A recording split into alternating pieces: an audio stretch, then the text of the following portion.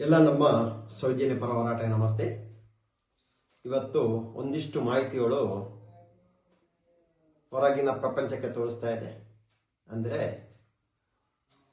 ಚಿನ್ನಯ್ಯ, ಮಹೇಶ್ ತಿಮರೋಡಿಯನ್ನ, ಗಿರೀಶ್ ಭಟ್ಟನವರು, ವಿಠಲ್ ಗೌಡ್ರು, ಜಯಂತ್ ಟಿ ಹಾಗೂ ಸುಜಾತ ಅನನ್ಯ ಹೆಣ್ಣು ಮಗಳ ತಾಯಿ ಅಂತ ಹೇಳಿದ ಸುಜಾತ ಅವರು ಆರೋಪಿ. ಅದು ಯಾವ ಆಧಾರ ಮೇಲೆ ಹೇಳ್ತಾ ಇದ್ರೆ ಗೊತ್ತಾಗ್ತಾ ಇಲ್ಲ. SIT ಅವರಿಗೆ ಯಾವುದೇ ಒಂದು ಮಾಹಿತಿಯನ್ನು ಹೊರಗಿನ ಪ್ರಪಂಚಕ್ಕೆ ತೋರಿಸ್ತಾ ಇಲ್ಲ, ಕೊಡ್ತಾ ಇಲ್ಲ. ನ್ಯಾಯಾಲಯಕ್ಕೆ ಒಂದು ವರದಿಯನ್ನು ನೀಡುವಾಗಲೂ ಅಲ್ಲಿ ಕೊಟ್ಟಿರೋದು ಯಾವುದೇ ಕಾರಣದಿಂದ ಕೊಡಬಾರ್ದಂತಲೇ ಕೊಟ್ಟಿರೋದು.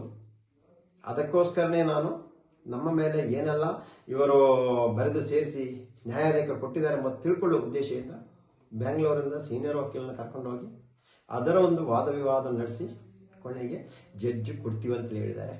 ಅದು ಇಂದಿನ ತನಕ ನನ್ನ ಕೈ ಸೇರಿರುವುದಿಲ್ಲ. ಇಲ್ಲ ನಮ್ಮ ಹೋರಾಟಗಾರರ ಕೈಗಾಗಲಿ ಇಲ್ಲ ವಕೀಲರ ಕೈಗಾಗಲಿ ಈ ಯಾವುದೇ ಮಾಹಿತಿಯನ್ನು ಕೈಗೆ ಸೇರಿರುವುದಿಲ್ಲ. ಇಂತಹ ಸಂದರ್ಭದಲ್ಲಿ ಇವತ್ತು ನಾವೇ ಆರೋಪಿ, ನಾವೇ ಧರ್ಮಸ್ಥಳ ವಿರುದ್ಧ ಷಡ್ಯಂತ್ರ ಮಾಡಿರುವುದು ಎಂಬ ಒಂದು ವರದಿ ನೀಡಿದಂತೆ ಒಂದಿಷ್ಟು ಸುಳ್ಳು ಮಾಹಿತಿಗಳನ್ನು ಹಂಚ್ತಾ ಇದ್ದಾರೆ. ನಾನು ಇವರಿಗೆ ಹೇಳ್ತಾ ಇರೋದು ನೋಡಿ, ಇಂಥ ಸುಳ್ಳು ಮಾಹಿತಿಗಳನ್ನು ಜನರಿಗೆ ಹಬ್ಬಿಸಿ ಗೊಂದಲದ ವಾತಾವರಣ ಉಂಟು ಮಾಡುವ ಕೆಲಸವನ್ನು ಮಾಡಬೇಡಿ. ನಾಳೆ ಏನಾದರೂ ಇದರಿಂದ ನಮಗೇನೋ ಹೆಚ್ಚೆಮ್ಮೆ ಆದರೆ ನೇರ ಹೊಣೆಗಾರರು ಯಾರು ಈ ಸುಳ್ಳು ಸುದ್ದಿಯನ್ನು ಹಂಚ್ತಾರೆ ಅವರೇ ಆಗಿರುತ್ತಾರೆ.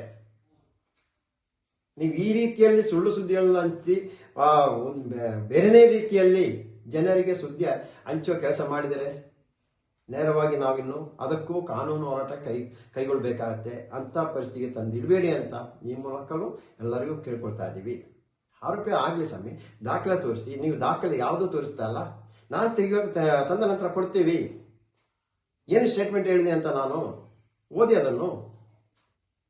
ಅದರತ್ತು ಯಾರೋ ಎಲ್ಲೋ ಹೇಳಿದಾರ ಹೇಳೋದು ಗೊತ್ತಿಲ್ಲ, ಹೇಳಲೇಬಾರದಂತೆ ಅಧಿಕಾರಿಗಳು ಹೇಳ್ತಾ ಸುಳ್ಳು ಸುದ್ದಿ ಮಾಡಿ ನಮ್ಮನ್ನ ಮೇಲೆ ಗೂಬೆ ಕೂರಿಸೋ ಕೆಲಸವನ್ನು ಮಾಡಬೇಡಿ. ಕಾನೂನು ಪ್ರಕಾರವಾಗಿ ಗೊತ್ತಿದ್ದು ಗೊತ್ತಿಲ್ಲದ ತಪ್ಪು ಮಾಡಿದರೆ ಅದಕ್ಕೆ ಶಿಕ್ಷೆ ತಗೊಳ್ಳಿಕ್ಕೆ ನಾವು ತಯಾರಾಗಿದ್ದೀವಿ. ಅಲ್ಲಿ ಧರ್ಮಸ್ಥಳ ಗ್ರಾಮದಲ್ಲಿ ಯಾರು ಸತ್ತು ಇಲ್ಲ. ಈ ಕೆಲವೊಂದು ಮಾಧ್ಯಮವರು ಹೇಳೋ ಪ್ರಕಾರ ಯಾರು ಸತ್ತೇ ಇಲ್ಲ, ಯಾರನ್ನು ಅತ್ಯಾಚಾರ ಮಾಡೇ ಇಲ್ಲ. ಪದ್ಮಲತಾ ನಮ್ಮ ಸಂಬಂಧಿಕರು ಅವಳನ್ನು ಯಾರು ಕೊಲೆ ಮಾಡಿಲ್ಲ. ಆ ಸೌಜನ್ಯನ್ನು ಯಾರು ಕೊಲೆ ಮಾಡಿಲ್ಲ, ಅತ್ಯಾಚಾರ ಮಾಡಿಲ್ಲ. ಆನಿಮಾವತನ್ನು ಕೊಂದಿಲ್ಲ, ವೇದವಲ್ಲಿ ಟೀಚರ್ನ ಕೊಂದಿಲ್ಲ. ಇನ್ನು ಅಲ್ಲಿ ಏನೋ ಉಗ್ರಪ್ಪವರ ವರದಿ, ಅದರಲ್ಲಿ ಬಂದಿರೋ ವರದಿ ಎಲ್ಲ ಸುಳ್ಳು ನಿಮ್ಮ ಪ್ರಕಾರವಾಗಿ. ಅದು 2016ರಲ್ಲಿ ತಯಾರು ಮಾಡುವ ವರದಿ. ಹಾಗಾದರೆ ಹಿಂದಕ್ಕೆ ಏನೂ ಆಗಿಲ್ವ? ಹಾಗಾದ್ರೆ ನಾವು ಹೇಳ್ತಾ ಇದ್ದೀವಲ್ಲ, 2012 ನಂತರ ಯಾವುದೇ ಅಲ್ಲಿ ಅಸಹಜ ಸಂಭವಿಸ್ತಾ ಇಲ್ಲ ಅಂತ ಹೇಳಿದ್ವಲ್ಲ. ಆದ್ರೆ ನೋಡಿ 2016ರಲ್ಲಿ ಇದೆ, 3 ದಿನಕ್ಕೆ 1 ಅಸಹಜ ಸಾವು ಆಗ್ತಾ ಇದೆ. ಇದೇನಾಗ್ತಾ ಇಲ್ವಾ? ಹಂಗಾರೆ ಅದು ಸುಳ್ಳು ವರದಿನಾ? ಹಂಗಾರೆ ಸ್ವಾಮೀಜಿ ಹತ್ರ ಹೋಗಿ ಏನು ಚಿನ್ನ ಹೇಳಿರೋದು 1.5 ಗಂಟೆ ಜಾಸ್ತಿ ಸಮಯ ಹೇಳಿದಾರಂತೆ ಮಹೇಶನ ಹೇಳಿದಿರ್ತಾನೆ, ಅದು ಸುಳ್ಳ? ಹಾಗಾದ್ರೆ ಹಂಗೆ ಚಿನ್ನಯ್ಯನಿಗೆ ಶಾಲೆಲ್ಲ ಹಾಕಿರೋದು ಸುಳ್ಳ? ದೇರ್ ಸ್ವಾಮಿ ಇದು ನೋಡಿ. ಒಂದು ವಿಷಯ ಹೇಳ್ತೀವಿ, ಸತ್ಯ ಹೊರಗೆ ಬಂದೇ ಬರುತ್ತೆ. ನಾನು ಅವತ್ತು ಹೇಳ್ತೇನೆ, ಇವತ್ತು ಹೇಳ್ತಾ ಇದ್ದೀವಿ.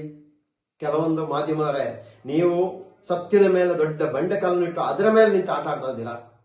ಆ ಕೆಲಸ ಮಾಡಬೇಡಿ. ನ್ಯಾಯಪರವಾಗಿ ಸತ್ಯವನ್ನು ಹುಡುಕ್ತಾ ಇರುವವರಿಗೆ ಸಪೋರ್ಟ್ ಮಾಡಿ ಆ ಬಂಡೆ ಕಲ್ಲನ್ನು ಬದಿ ಹೊತ್ತು ಕೆಲಸ ಮಾಡಿಸ್ತಾ ಹೇಳ್ತಾ ಇದ್ದೆ. ಮತ್ತೆ ನೀವು ಈ ರೀತಿಯಲ್ಲಿ ಮಾಡಿ ಏನೋ ನಮ್ಮ ಸಮಾಜದಿಂದ ನಮ್ಮ ದೂರ ಮಾಡ್ತಾ ಇದ್ದೀರಲ್ಲ, ಅದಕ್ಕೆ ನೀವು ಸಿಗುವ ಶಾಪ ಇಲ್ವಾ? ಅಂತ ಶಾಪ ಆಗಲಿಕ್ಕೆ ಇಲ್ಲ. ಇವೆಲ್ಲ ಅದಕ್ಕೋಸ್ಕರ ಈಗ ಬಂದಿರೋದು. ಇವಾಗ ಸ್ವಾಮೀಜಿಯವರು ಅವ್ರನ್ನ ವಿಚಾರ ಮಾಡ್ಬೇಕಲ್ಲ. ಇವಾಗ ಅವ್ರು ಹೌದಲ್ಲ ಕೇಳ್ಬೇಕು ತಾನೆ. ಇವಾಗ ಸ್ವಾಮೀಜಿ ಹತ್ರ ಹೇಳೋದು ಸುಳ್ಳ? ಹಾಗಾದ್ರೆ ಮಹೇಶನ ಮನೆಯಲ್ಲಿ 1.5 ಗಂಟೆ ವಿಡಿಯೋ ಮಾಡಿರೋದು ಸುಳ್ಳ? ಅಂದ್ರೆ SIT ನ್ಯಾಯಾಲಯಕ್ಕೆ ಹೇಳಿರೋದು ಸುಳ್ಳ? SIT ಅವರ ಲಾಸ್ಟ್ ಕೊನೆಗೆ ಅವನೊಂದು ರಿಪೋರ್ಟ್ ತೆಗೆಸಿ ನ್ಯಾಯಾಲಯಕ್ಕೆ ಕೊಟ್ಟಿದಂತೆ ಅದು ಮಾತ್ರ ಸತ್ಯ. ಹೌದಲ್ಲ ಸ್ವಾಮಿ? ಹಾಗೆ ನಾವೆಲ್ಲರೂ ದಡ್ರು. ಅಲ್ಲೇ ತನಿಖೆ ಮಾಡಿರೋರು ಮಾತ್ರ ಬುದ್ಧಿವಂತರು ಅಲ್ವಾ? ಇದನ್ನೇ ಆಗ್ತಾ ಇರೋದು ನೋಡಿ. ಇವತ್ತು ಬೇಕಾದ್ರೆ ಕರೀರಿ ನೀವು. ನಿಮಗೆ ಏನು ನನ್ನಿಂದ ಇರುವಂತ ಮಾಹಿತಿಯನ್ನು ನಾನು ಕೊಟ್ಟಿದ್ದೀವಿ, ಅದಕ್ಕೆ ಜಾಸ್ತಿ ಕೊಡ್ಲಿಕ್ಕೆ ನಮ್ಮ ಹತ್ರ ಇಲ್ಲ. ಇದು ಕೊನೆಗೆ ಹೇಳ್ತಾ ಇರೋದು, ನೀವು ತನಿಖೆ ಕರೀರಿ, ಜೈಲಿ ಹಾಕಿ, ಎಲ್ಲ ಹಾಕಿ. ಆದರೆ ಸತ್ಯ ಇವತ್ತಲ್ಲ ನಾಳೆ ಆ ಮಂಜುನಾಥ ಸ್ವಾಮಿ, ಅಣ್ಣಪ್ಪ ಸ್ವಾಮಿ, ನಾವಲ್ಲ ಇನ್ನೊಬ್ಬರ ಮುಖಾಂತರವಾಗಿಯೂ ಹೊರಗೆ ತಂದಿರೋ ಕೆಲಸ ಹಾಗೆ ಆಗುತ್ತೆ.